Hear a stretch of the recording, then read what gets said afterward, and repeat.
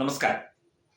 BJP എന്ന പാർട്ടിയോട് വിരോധമുള്ളവർ, രാഷ്ട്രീയ സ്വയംസേവക സംഘം എന്ന പ്രസ്ഥാനത്തോട് വിരോധമുള്ളവർ, രാഷ്ട്രീയമായി വ്യത്യസ്ത ചേരിയിലൊക്കെ തന്നെ നിൽക്കുന്നവർ, അല്ലെങ്കിൽ രാഷ്ട്രീയ ചിന്താഗതിയിൽ ഭാരതീയ സംസ്കൃതിയോടൊക്കെ തന്നെ ഒരുപാട് അകന്നു നിൽക്കുന്നവരൊക്കെ തന്നെ നമ്മുടെ രാജ്യത്തുണ്ട്. വിവിധ രാഷ്ട്രീയ പാർട്ടികളിലായി ഇന്ത്യ മുന്നണിയുടെ ഘടകകക്ഷികളിൽ പലരും അങ്ങനെയൊക്കെയാണ്. പക്ഷെ അവരൊക്കെ തന്നെ രാജ്യത്ത് ഒരു പ്രതിസന്ധി ഉണ്ടായപ്പോൾ അതിന് അനുകൂലമായിട്ട് രാജ്യത്തിന് വേണ്ടിയാണ് പ്രതികരിച്ചത് എന്നത് ശ്രദ്ധേയമാണ്. നമ്മൾ അത് വാർത്തകളിലും മറ്റുമൊക്കെ തന്നെ ധാരാളം പറഞ്ഞിട്ടുണ്ട്. പക്ഷേ ഓർക്കുക, രാഹുൽ ഗാന്ധി എന്ന റൗൾ വിൻസി, രാജീവ് ഗാന്ധിയുടെയും സോണിയ ഗാന്ധിയുടെയും അന്റോണിയോ മൈനിയുടെയും മകനായ ഇയാൾ ഒരിക്കലെങ്കിലും ഈ പഹൽഗാം ആക്രമണം ഉണ്ടായതിനു ശേഷം ഒരിക്കലെങ്കിലും പാകിസ്ഥാൻ എന്ന രാജ്യത്തെയോ രാജ്യത്തിന്റെ ആ ദുഷ്പ്രവൃത്തിയോ അപലപിച്ച് സംസാരിച്ചിട്ടുണ്ടോ, അല്ലെങ്കിൽ എതിർത്ത് സംസാരിച്ചിട്ടുണ്ടോ?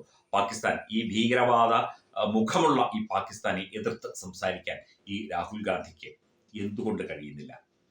ഇയാളുടെ ഏറ്റവും അടുത്ത സഖ്യകക്ഷികളിൽ ഒരാളായ നാഷണൽ കോൺഫറൻസിന്റെ നേതാക്കളായ ഫറൂഖ് അബ്ദുള്ളയും ഒമർ അബ്ദുള്ളയും പോലും പാകിസ്ഥാൻ ഭീകരവാദത്തെ എതിർത്ത് സംസാരിച്ചപ്പോൾ ഈ രാഹുൽ ഗാന്ധി എന്തുകൊണ്ട് ഈ പാകിസ്ഥാൻ ഭീകരവാദത്തെ തള്ളിപ്പറയാൻ, അപലപിക്കാൻ സാധിക്കാതെ വരുന്നു എന്നത് തന്നെ നമുക്ക് ചോറുണ്ണുന്നവർക്ക്, ഗോതമ്പ് കഴിക്കുന്നവർക്ക്, ഭക്ഷണം കഴിക്കുന്നവർക്ക് എല്ലാവർക്കും മനസ്സിലാകും. ഇയാൾ ഒരു പാകിസ്ഥാന്റെ ഏജന്റ് ആണ് എന്ന് നിസ്സംശയം വേണമെങ്കിൽ നമുക്ക് ചൂണ്ടിക്കാട്ടാം. BJP വിരുദ്ധ മാധ്യമ പ്രവർത്തക ബർഖ ദത്ത്, ഒരു വളരെ വിഖ്യാതയായ ഒരു മാധ്യമ പ്രവർത്തകയാണ്. NDTVയിലൊക്കെ പ്രവർത്തിച്ച ബർഖ ദത്ത് പോലും രാഹുൽ ഗാന്ധിയെ എതിർത്ത് സംസാരിക്കുന്ന നിലവാരത്തിലേക്ക് കാര്യങ്ങൾ എത്തി എന്നുള്ളതാണ്. ബർഖയുടെ ട്വീറ്റാണ് ഇത്. It is unbelievable that Congress is doubling down on its bizarre allegation that FM, അതായത് foreign minister Dr. S. Jaishankar gave away war plans. Do they even understood how military ops work?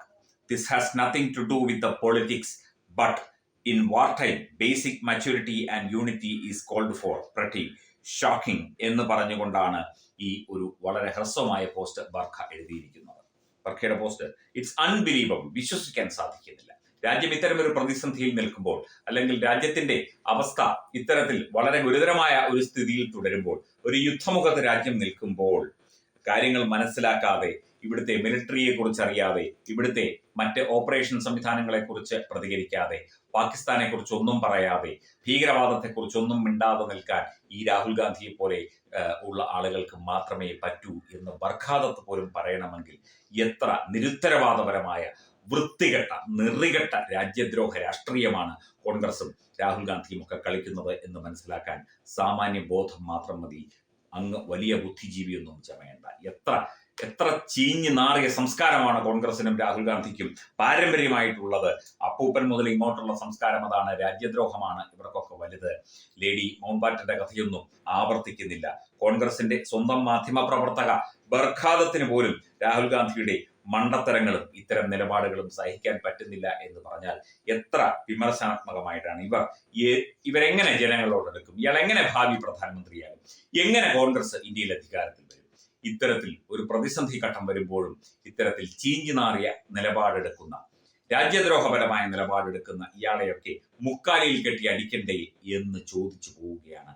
ഇവരെയൊക്കെ താങ്ങിക്കൊണ്ട് ഇവിടെ കെ സുധാകരനും, അല്ലെങ്കിൽ ഇവിടെ കുറെ കോൺഗ്രസ്സുകാർ രമേശ് ചെന്നിത്തലയും ഒക്കെ ഉണ്ടല്ലോ, രാഹുൽജി, സോണിയാഗാന്ധിജി എന്നൊക്കെ പറഞ്ഞ് നടക്കുന്നവരുണ്ടല്ലോ.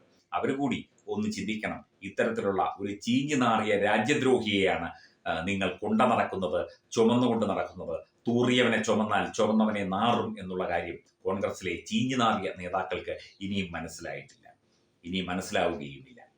രാജ്യത്തെ തകർക്കുക, രാജ്യത്തിനെതിരെ നിൽക്കുക എന്നത് ഇന്ത്യൻ നാഷണൽ കോൺഗ്രസ് എന്ന പാർട്ടിയുടെയും അതിന്റെ നാറിയ ചെറ്റകളായ നേതാക്കളുടെയും ജീവിതചര്യയായി മാറിക്കഴിഞ്ഞു എന്ന് ഇന്ത്യയിലെ ഓരോ വ്യക്തിക്കും മനസ്സിലായി കഴിഞ്ഞു.